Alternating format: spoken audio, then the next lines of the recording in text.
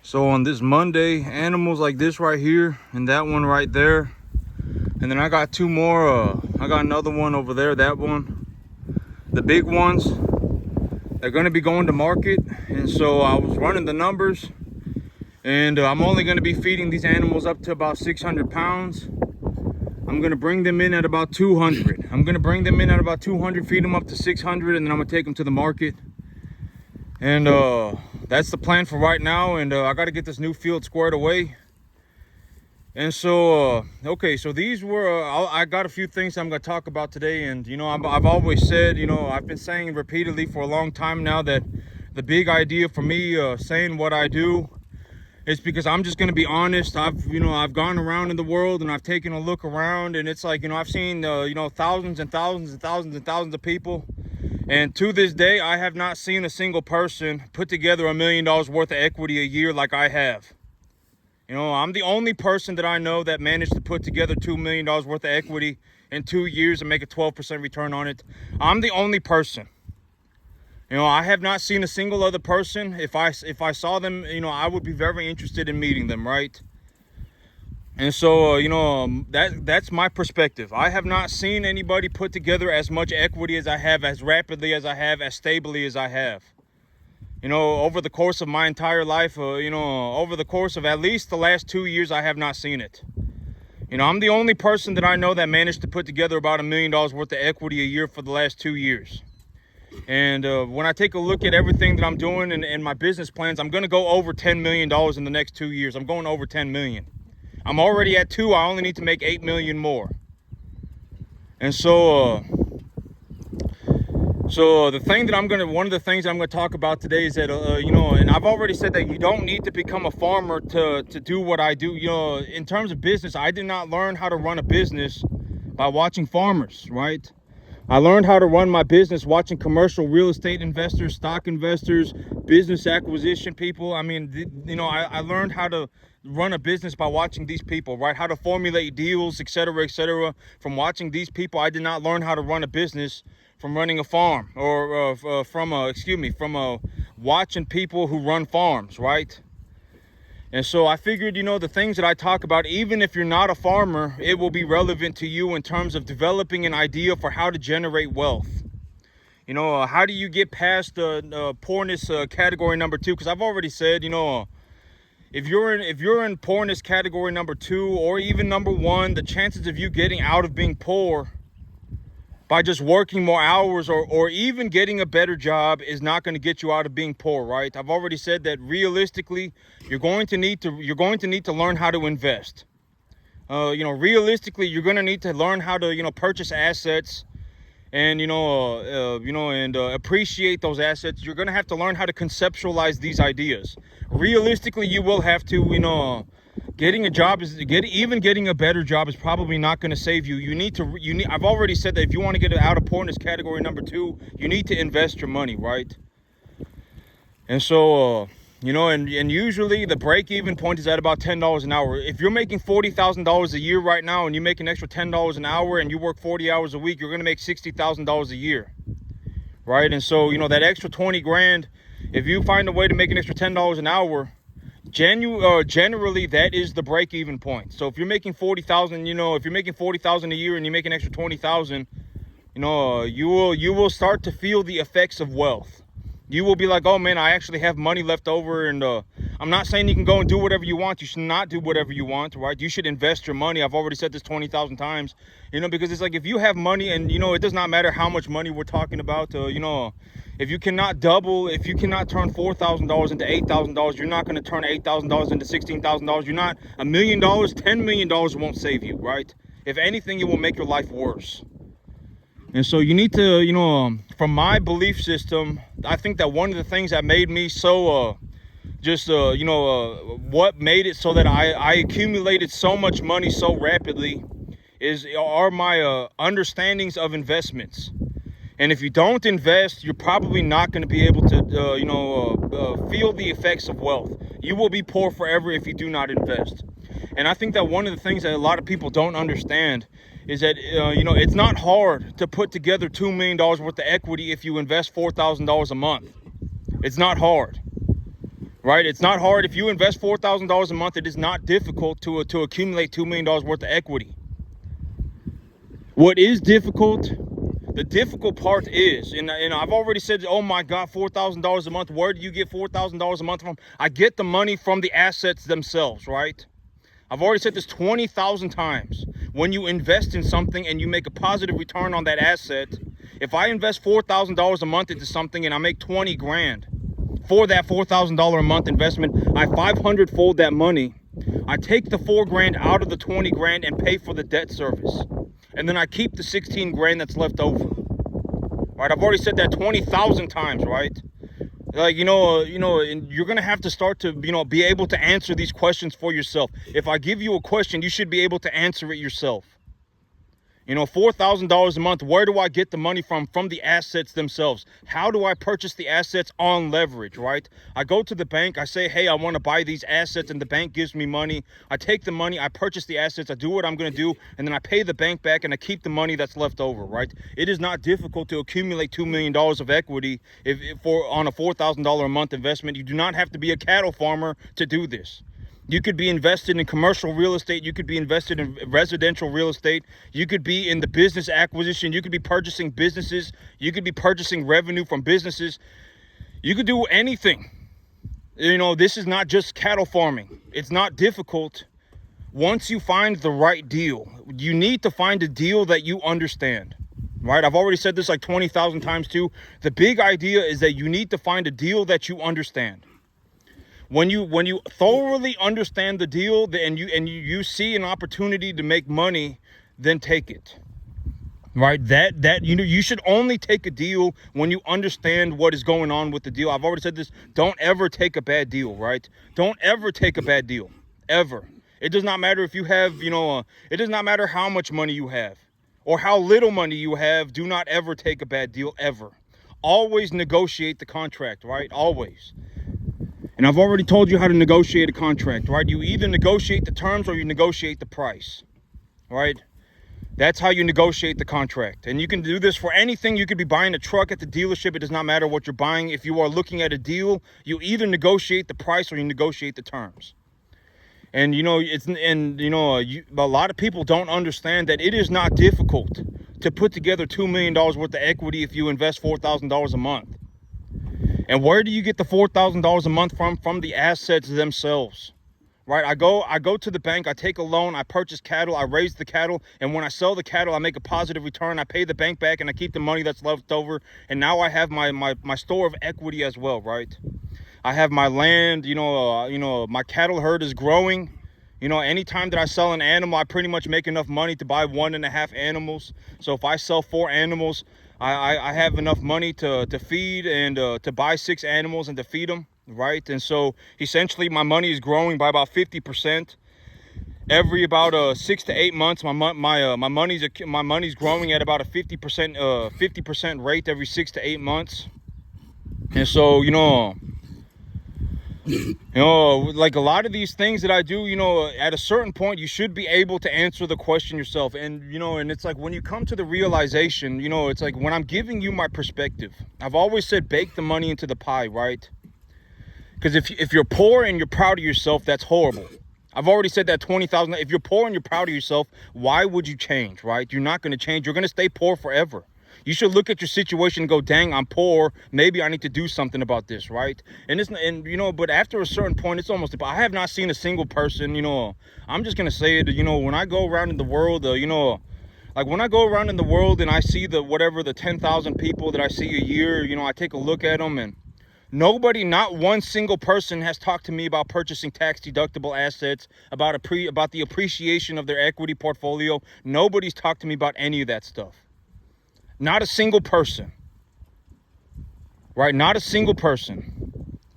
And so it's like, in reality, almost everybody's going to be poor, because I already understand, I already understand the fundamental idea of investing, right? I already get, I get it to a certain degree. If you don't invest, you're not going to be able to become rich. It does not matter how much money you make. There are a lot of people who even make $150,000 a year who act like a tard and lose all their money, right? There's a lot of people in that category, right? There's a lot of people. And so it's like, you know, if you're not walking around thinking about your investments, if you're not walking around thinking about, you know, the appreciation of your equity and what do you anticipate, you know, your equity's gonna, you know, the interest rate of your equity, and that you shouldn't be afraid of purchasing equity. And, you know, and if you're not aware of these ideas, I am here to just simply introduce these ideas to you. You do not have to be a cattleman to you know, benefit from these ideas. And I've already described equity, right? Equity is essentially something that is considered valuable by a large, if you asked a million people, you know, is this thing valuable? And you cut out all the morons, almost everybody's going to say, yes, this is valuable, right? Cattle are valuable. A business that makes money is valuable. A room full of gold is valuable. A piece of land is valuable. You could have a room full of guns, and most people would say that is technically that is valuable, even if it goes against your belief system. Yes, it is valuable, right? I mean, it does have, you know, you could have a room full of watches. It does not matter what we're talking about. If people would think that it's valuable, then it is valuable, and that is the equity, then it is an equitable asset.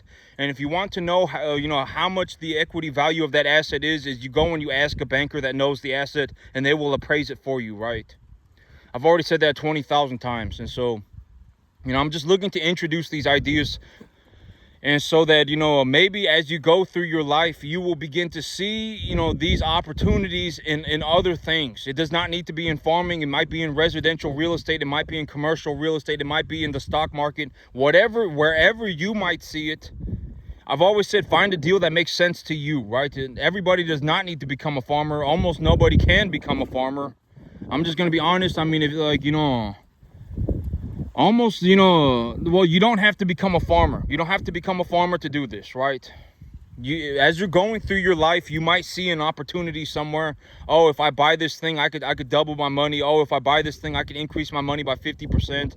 You know, I could buy this, you know, I could buy this thing, and then, you know, I could, whatever, right? I could, you know, I could buy this computer chip, and if I stick it on this other computer chip, and I make this, this other computer chip, and then I stick this in a computer, and whatever it may be, right? Or if I buy this programming board and I program it and I stick it in this computer, and I can make this cool little robot thing, and I could sell that for a profit, right? It does not matter what we're talking about, right? But you should, you know, if you see an opportunity somewhere, then you can take it, right? And this is how to conceptualize equity and how to conceptualize investing, right? It's like, you know, oh man, you know, that's a good one, right? It's like, oh, if I buy a computer chip, or if I buy a programming board and I program it, I can make this little robot that does this little thing, and you know, it does a little dance or whatever, or it does a little whatever, it turns into a little game, and you can sell that thing, and you can make, you know, 5 times your money on it, right? I mean, then go and do that, right? Yeah, I mean, it's all the same thing. And so, you know, my big thing about the banker is that, you know, I've already told you how I deal with bankers. You know, you should have an idea of what you're going to talk about when you go into the bank. You know, you don't want to sit there and come off as a poor person. You don't want to come off as a tard, right? I mean, you don't want to sit there and go, oh, banker, please help me. You know, and then just sit there and just, you know, buddy, pow with them. You don't want to do that. You know, my big plan is that I'm going to go in there. I'm going to look them straight in the face, and I'm going to tell them, hey, I want a loan so I can buy 50 acres and 200 cattle. Right? And that's essentially, that is what I'm going to tell them. Why do I need the loan? Because I'm going to purchase 50 acres and 200 cattle. Right? And, you know, and if they, you know, I've got my business plan all written up already, and, you know, it's like, how much money am I going to make on the animals? What kind of animals am I going to buy? Etc., etc. You know, how much feed do I need? How do I, you know, anticipate how much feed I'm going to need? You know, how much fertilizer am I going to use? What kind of fertilizer? Whatever it may be, you know, I could legitimately talk about my cattle business 24 hours a day for the next 365 days a year. I probably could. I could legitimately talk about the cattle business until everybody dropped dead, right? I mean, the cattle business is obviously very important to me. And when you go and talk to the banker, you need to make sure that you actually sound like somebody who is a somebody, right? Because if you come off as a tard, the bank is not going to give you any money. I've already said this 50,000 times, right? Like, if you go into the bank and you go, oh my God, buddy, pow, kumbaya, skipping off into the sunset time, it's time for me to go on a la-la land adventure, you're not going to get any money. You're not going to get any money. You know, you need to, you know, oh, I'm going to purchase 1 to 1.5 type medium large frame animals at about 200 pounds because the feeder cattle market sitting at 250, 260. You know, the local feeder cattle market probably more realistically around 240. You know, because we got Texas cattle, and 1 to 1.5 type medium large frame animals are probably going to sell for about 240. And, you know, if I take that 240 number at 800 and, you know, whatever, at 800 pounds, and then, you know, whatever, and then I chop that number in half, and, you know, I take that number to the sale barn, etc., right? I mean, you should have an idea of what you're doing. You know, if you cannot tell the banker what you're going to do with the money, they're not going to give you the money, right? You know, why would they give you the money? You know, why would they give it to you, right? You're going to have to be able to clearly describe your business. You will have to be able to talk about your business like it is important to you. And I've always said, when you talk about your business, it should sound like your balls depend on it, right? That's how it should sound when you talk about your business. It's like, this is very important to this man, right? And the banker will pick up on it. And so when I go to the bank, I've already told you how I deal with bankers, right? I just put the paperwork in front of their face, and I say, you know, and I tell them what I'm going to do. I'm going to buy 50 acres and 200 cattle. I put the contract in front of their face. You know, I already have the contract done. You know, I'm looking for funding. And then they will tell me what they can do, right? I've already said this 50,000 times, that is how I deal with banks. I get the contract. I tell them what I'm going to do. I put the contract in front of them, and then I ask them what they can do. And if they say, oh, we need you to do this, then I'll go and do that, whatever it may be, I'll go do it.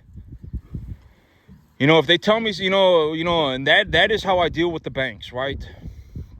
They'll say, oh, you know, maybe, you know, whatever, right? Oh, we want this much more, this paperwork or whatever, then I'll give it to them, right? Whatever it may be, the banker will tell me. I'll say, hey, I need funding for my loan. Let me have funding, right?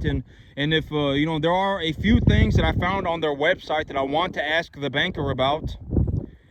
And one is a down payment assistance. The other, well, number one is the 0 down FSA loan.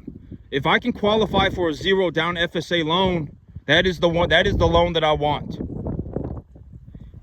Number two is down payment assistance and a FSA loan, conventional loan guarantee, something like that. They will guarantee the loan from the bank, from a conventional bank. They will guarantee the loan. And if they guarantee the loan, it will drop my interest rate. So that's another thing that I want to talk about with the banker. You know, those are the two major loans that I'm looking for. And then I'll ask the bank, are there any other opportunities that you may have for me? You know, I need funding for my deal. My deal is right here in front of your face. All right, I have the deal printed out on a clipboard, and I will put it in front of them. And I will give them the deal, right?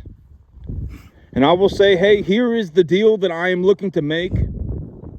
I'll look them straight in the face, and I'll tell them I'm going to buy 50 acres and 200 cattle. I need this much money for that. What can you do? What can we do? From this point, what can we do, right? That is how I deal with the banks. And it's, you know, I've already said that the big idea, because if you have a deal and the numbers work, right, the banker will know too. I mean, that is what the banker does, right? They look at these deals all the time. And if your numbers work, the bank will know. And you should know as well. You should not be presenting a deal to the banker if the deal does not work, right? If the numbers don't work, why would you give it to the banker? You know, you should know that your numbers work as well. And what I mean by numbers are objective and numbers are not subjective is that you should not go into something and not, I've always said, you know, consider them always, you know, it's like, because I've already talked about this, like, you know, but I'll say it again, you know, a lot of people, you know, it's like the divorce mindset, right? The divorce mindset is that half the people on the planet, you know, half the people in America, excuse me, half the people in America that are getting married right now are going to end up divorced, right? So half the people that think that they are actually having a good idea are actually having the worst idea that they could have ever imagined, right? You know, half the people that get married are going to get divorced in America. And so it's like half the people who actually think that they have a good idea are actually having a horrible idea. And so how do you get around that, right? How do you forward think yourself out of that situation? How I do it is I think about money. 99.999% of the time, if you ask me what I'm doing, I'm thinking something about money. I'm going to run more cattle. I'm going to go and look for a good deal. I'm going to go and talk to a banker. I'm going to take a look at my finances. I'm going to, I'm going to come up with a plan for the next 3 months financially. I think about money. Honestly, I do, right? If I like, and this is and we'll use the divorce example for a very, to develop an understanding. If I look at a lady and I believe that she, for whatever reason, has the capacity to act like a tard, I will not even consider her for marriage. Not at all. Not even as a girlfriend, right? Not at all. Because it's like, I've got so much stuff on the line, right? I legitimately have my life, everything, right? I have like $2 million worth of stuff on the line, right? It's like, and that is what I mean by I always consider the money first. Right, like if she looks like she's gonna, equal rights, equal fights, right? If y'all want equal rights, then you're gonna have to take equal fights. If I can call men tards, then I can call women tards too, right?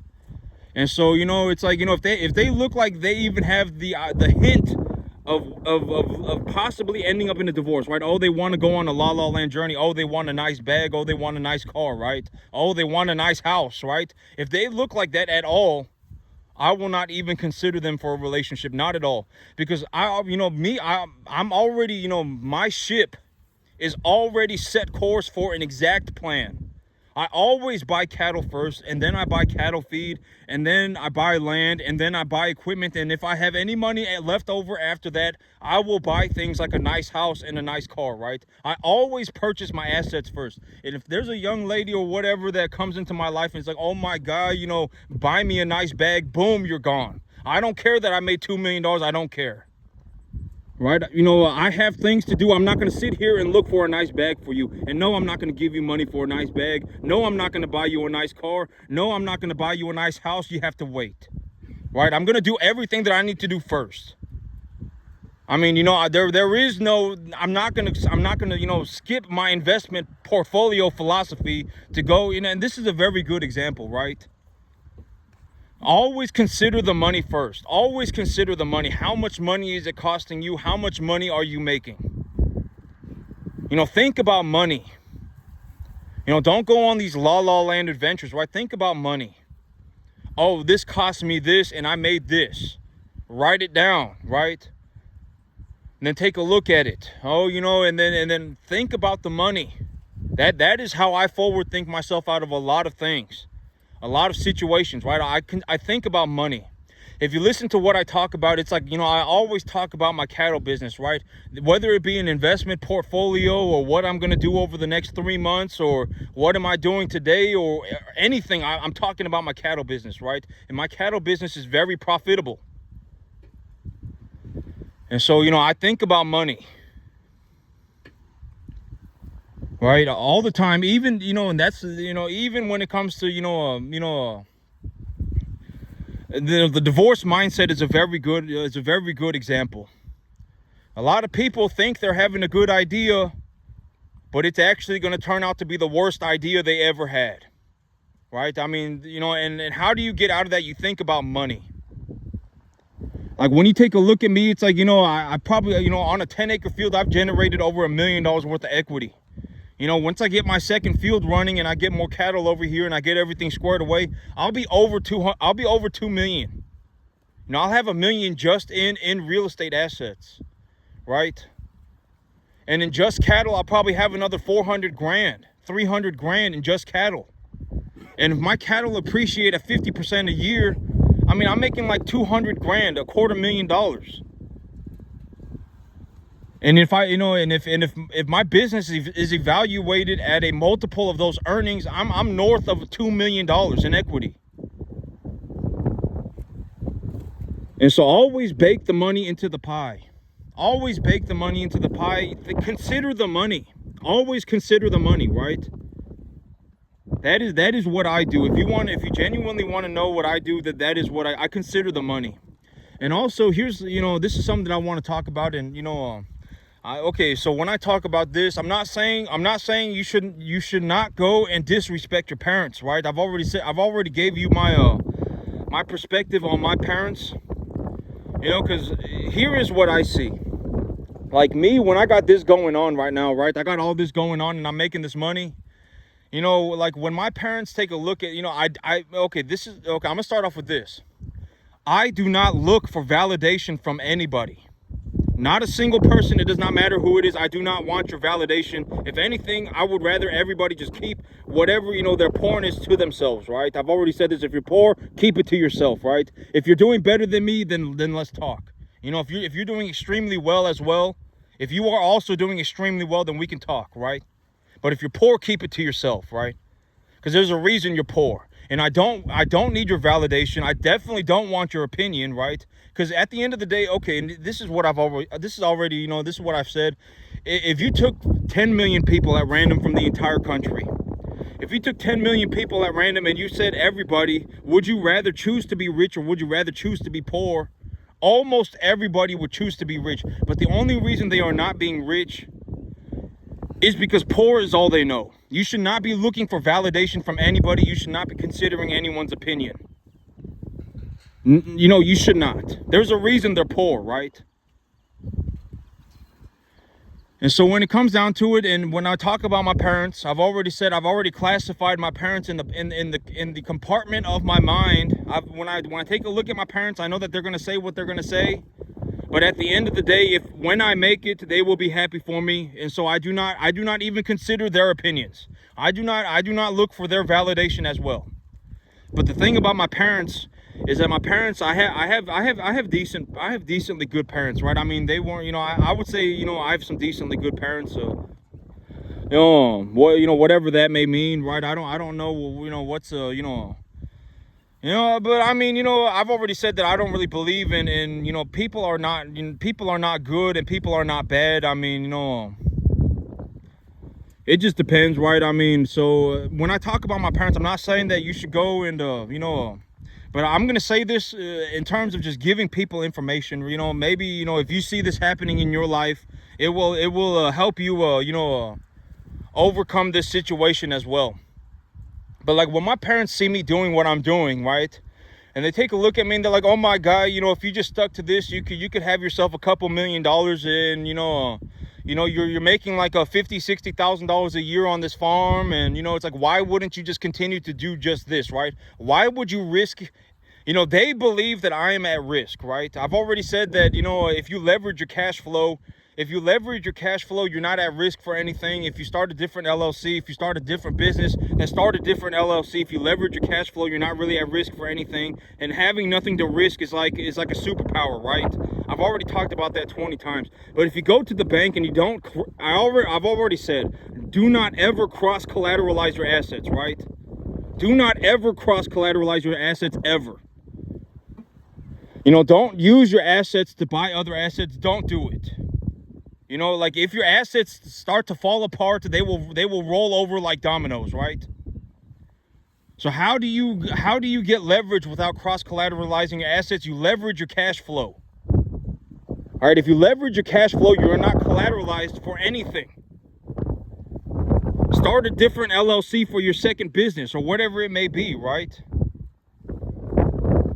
And if your first LLC falls apart, then your second LLC is just fine because your first LLC is legally, you know, whatever, protected, right? Get a lawyer, right? I've already said if you really want to know, get a lawyer. And so, you know, it's like, how do you do these things? And I've already said when you come up with a deal, you need to make the deal work for you. And it's like, you know, if you're in a situation where you need more cash flow to obtain the leverage, then go and make the money first. Open an option contract, right? Take an option contract on the property. You know, there are ways to problem solve. You don't need to throw yourself off a cliff. You don't need to go looking for a honey bun every time you run into a small problem. Oh my God, I can't do this because, you know, right? Don't run in, don't do that to yourself. All of the problems in the world have practically already been solved. Right? Like if you want to go and buy a piece of property, if you genuinely, like if anybody, whatever the business might be, it does not matter if it's residential real estate, it does not matter if it's commercial real estate, it does not matter if it's farming cattle, it does not matter. If you genuinely believe that if you just had the asset, then you could make the money then go and just get the asset. Open an option contract against the property, right? Tell them, hey, you know, if you give me a 1-year option on this property, I'll give you a 20 grand for the option contract, right? And when they give you the option contract, and when you go through with, you know, you do what you need to do and you make the money, and that 20 grand will come off of the price of the purchasing price, right? So if you're going to purchase the asset for 350, you only need to pay 330 now, right? And so go and open an option contract. Go make the money first. Always leverage your cash flow. I've already said this 20,000 times. You do not want to cross-collateralize your assets. If you cross-collateralize your assets and your assets start to fall apart, they will all go down together. Right? And so how do you not cross-collateralize your assets but still, still purchase new assets? You leverage your cash flow. If you look at a deal and you say this deal is going to cost me $4,000 a month, but I've been running the numbers and I can make 20 grand on it, then go and buy the asset. Because if you make 20 grand on the asset, the 4 grand that you need in terms of paying the bank back will come from the asset itself. You know, I've already talked about this like 20,000 times. I mean, you know, the answers are not going to change. I do the same thing all the time, right? And, you know, and everybody's doing the same thing. Practically everybody's doing the same thing. Chances are, even if you have a very nice job, you're not going to be able to save up $1 billion worth of cash, even your entire life. You know, chances are you won't be able to do it.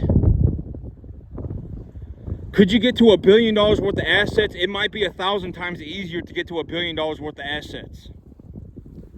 You know, if you purchase something that is equitable, it is generating equity as of right now. It is equitable. It will also be equitable in 30 years. That's the idea of equity, right? I've already said equity is like if you have something that is just valuable to other people. It will probably always be like land will always be equitable, right? Cattle will always be equitable. I'm not saying in every part of the world, but somebody somewhere will want cattle, right? A room full of gold will always be equitable. Watches, a room full of watches will always be equitable, right? You know, it does not matter what we're talking about. If the majority of people think that it is valuable, then it is equitable. And if you want to know the equity value of your asset, the way you do it is you go and you find a banker that knows the asset and have them appraise it. If you know the asset well yourself, you can give yourself a rough estimate appraisal as well. Like me, when I look at my cattle, you know, I say these animals are this weight and they're, you know, majority of them are this type of cattle, etc., right? And I would, you know, at the current market conditions, I would assign them a value of this much money, right? I say that stuff all the time. And so, you know, next week on about Monday, I'm going to be talking to the banker. You know, I'm going to talk to the banker. I'm going to present my deal to the banker. I got my contract on the clipboard. You know, the option contract, once it goes into escrow, I will be, you know, once I get the escrow taken care of, once I send money to escrow, I will have the contract in my hand and I will let the banker know, hey, I have 6 months to find funding for this deal. I would like to present this deal to you. And the reason I am taking this deal, it's a 50-acre piece of land. And the reason that I'm taking this deal is because I am going to put 200 cattle. I'm going to raise 200 cattle. I'm going to put 150 cattle on it, and I'm going to put 50 cattle on my field here. That is the big plan.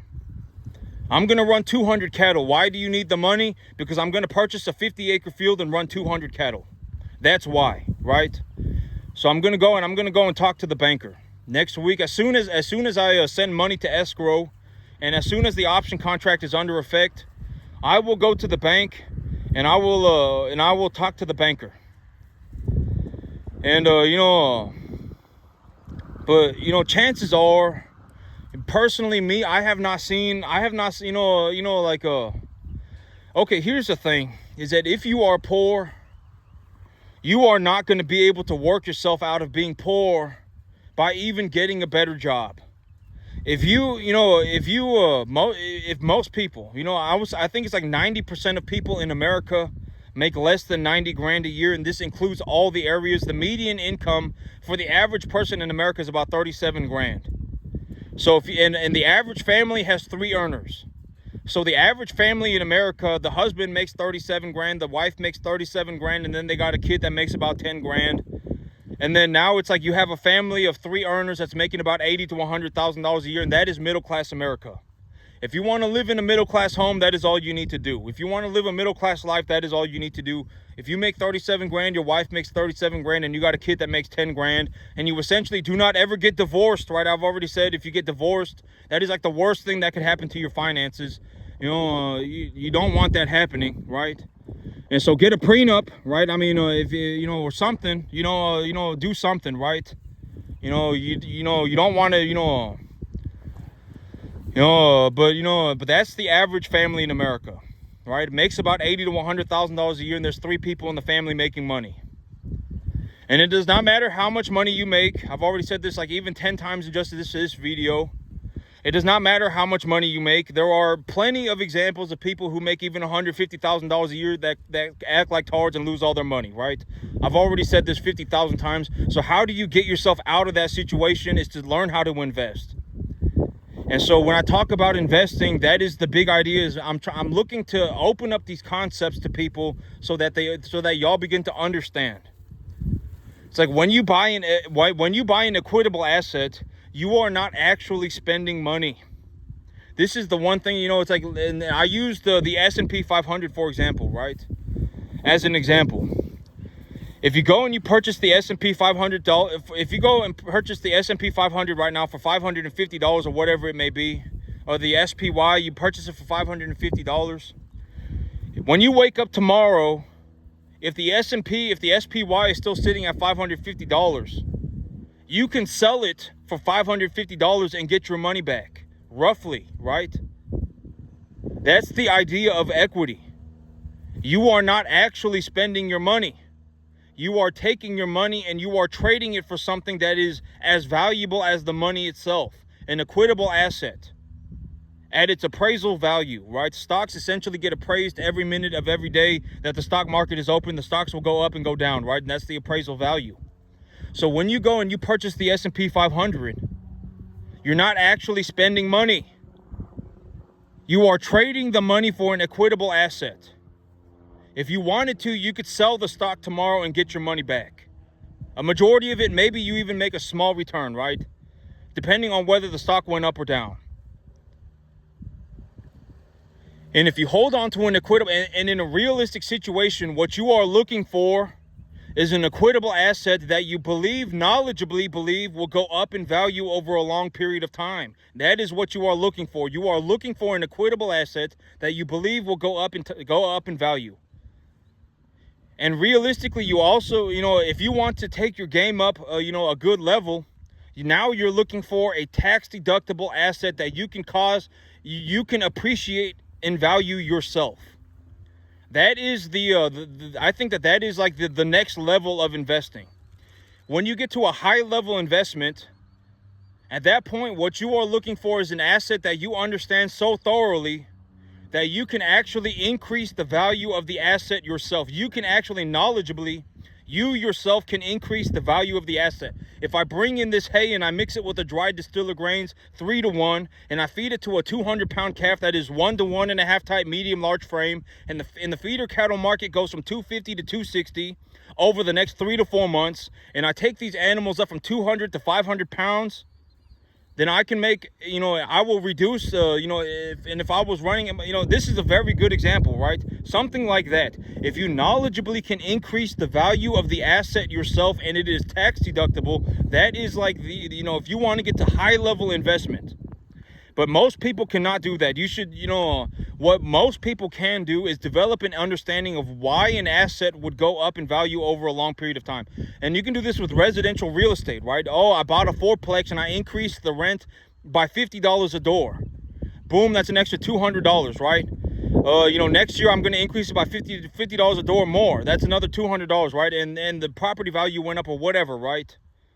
And now you have a store of equity, which is the land. You can do this with anything. It's not just cattle. And you can depreciate the cost of the building, right, against your income. It's not just cattle. You can do this with anything, and everybody is about doing the same thing. When it comes to the rich people, everybody's doing the same thing, more or less. Everybody's doing the exact same thing. Purchasing tax-deductible assets, appreciating the value of the asset, and building equity. And so, you know, when it comes to an equitable asset, if you get to that point, I'm very happy for you. But what I'm going to talk about right now is if you find an asset like the S&P 500 and you've logically deduced in your mind that it is good for you to trade your money for this stock.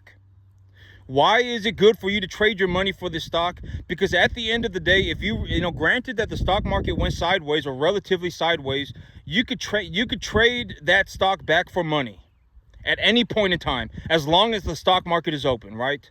You could trade your stock back for money. Why? Because the appraisal value of the stock is essentially being appraised at every minute of every day that the stock market is open. So if you take your money right now and you purchase the S&P 500, it's an equitable asset at its appraisal value. And if you genuinely needed the money tomorrow, you could trade it back for the money. You could sell the stock and get your money back. Realistically, what you're looking to do is you're looking to hold on to that asset for a long period of time, like 15 years, and you are looking to purchase as many of those assets as you can. Because I've already told you, if you have $550 right now and you wait 50 years, if you wait 15 years, it's still going to be $550. But if you purchase the S&P 500 and you purchased it at $550, and in 15 years it's now $800, your $550 has turned into $800, right? Your investment's gone up by 50% over 15 years. And if you do that with a significant sum of money, like you are investing $4,000 a month, like me, I'm investing about $4,000 a month. Where am I getting the money from? From the assets themselves, right? I'm reinvesting my earnings. So if you do that with something like $4,000 a month, you will generate a massive amount of equity, over like 10, 15 years. Massive amount of equity. I mean, probably, like, I don't even know, but it might be over $100 million. That's the idea. You want to take your money and purchase an equitable asset that you believe will go up. Logically, you have deduced that it is going to go up in value over a long period of time. Now, I'm not talking about Bitcoin, right? I'm not saying you should go and gamble your money. I'm saying, like, when you look at the S&P 500 and you go, oh, well, the S&P 500 right now is it's the 500 biggest companies in America, and they just they took a little piece of each one of the 500 biggest companies in America. Chances are everyone's not going to go bankrupt at the same time, so the S&P 500 is always going to be worth something. And if a real good company shows up, then they'll take the spot in the S&P 500, and you've logically deduced this in your mind. So it's a very safe investment, right? It's a very safe investment. So you go, okay, now I'm going to make the investment. I'm going to take the money that I have right now, and I'm going to purchase this stock. If you genuinely needed the money tomorrow, you could sell the stock and get your money back, right? That's the idea of an equitable investment. But realistically, the big idea should be that you want to hold on to this thing forever. Because if you hold on to it forever and it goes up into a large amount, let's say like over the next 15 years, you got $100 million, and you've only put like 800 grand into it. You put 800 grand into it, and it turned into like $80 million. You don't want to pay tax on $72.2 million, right? You don't want to pay tax on $78.2 million. You don't want to pay tax on it. So what do, right? You put $800,000 into something and you made $80 million. You made $79.2 million of unrealized gains. And you don't want to sell your stock and realize the gains, because if you do, you're going to have to pay taxes on it. So what do you do at that point? You put 800 grand into it. Now it's worth 80 million. You can take that $80 million stock portfolio to the bank and open a line of credit against it and use the credit as you would cash, and you would not have to pay tax on that earning, on those earnings. You could hold on to your stock, right? And so it's all the same thing. It's all the same thing. It does not matter if we're talking about cattle. My cattle, I probably make I would say I make about a 30 to 50% return on my money every about 6 to 8 months. But it's very easy to I've already said, if you cannot double 4 grand, you're not going to double 8 grand, and you're not going to double 16 grand. You're not going to double 32 grand. You just won't do it. Because to me, it's like, it does not matter how much money I have. If I have $4,000, my mind immediately goes into, if I invest this 4 grand in this form and fashion, then I can double my money over a set period of time, right? That is how my mind operates. I don't go, oh my God, now that I got 4 grand, it's time for me to go and buy a bunch of beer. Oh my God, it's time to go and buy myself a new television. Oh my God, it's time to go and upgrade my car. I don't think like that, right? Now that I have $4 grand, if I run through my investment funnel, you know, I got cattle feed, land, equipment, and then whatever else it is that I want. What do I, you know, I run my money through the funnel, right?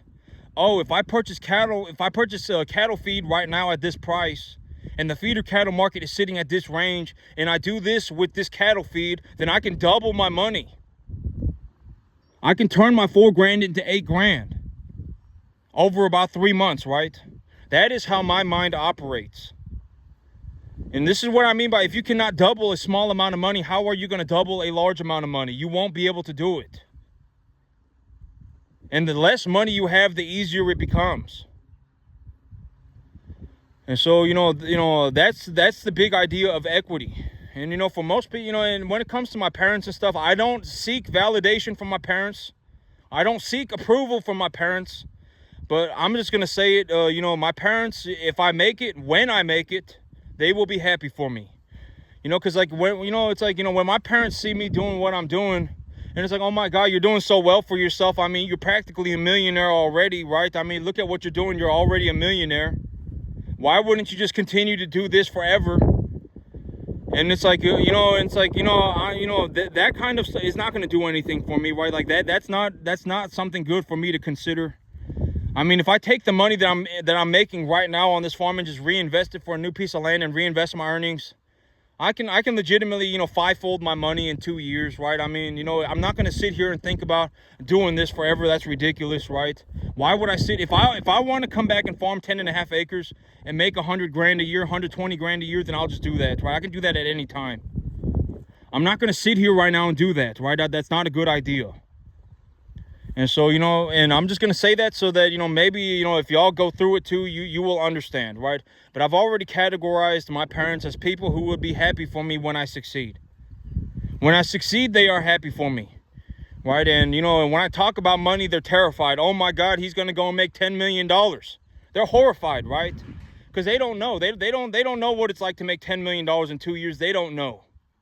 Right? I mean, I've already said, if they don't know, if any, and I'm not talking about just my parents, you know, it's anybody. If they don't know, the only thing they're going to know is to not know. So don't ask for their opinion and don't seek their validation. They don't know. You know, $10 million, if I made $5 million a year for the rest of my life and I lived for 50 more years, I would barely have $250 million. There's a lot more money than that out there. I mean, you know, $250 million, you know, I mean, yeah, sure. I mean, it's a good bit of money. It's a lot of money, but it is nothing compared to how much money is out there, right? There's a lot of money out there. There's no reason for me to not be able to make this money. There's a lot of money out there, right? And if someone doesn't know how to make $5 million a year, don't ask for their opinion. You know, don't even consider their opinion. Don't look for their validation. I'm the same way with my parents, right? I don't look for the validation from my parents, and I don't seek, you know, I don't seek approval from my parents either.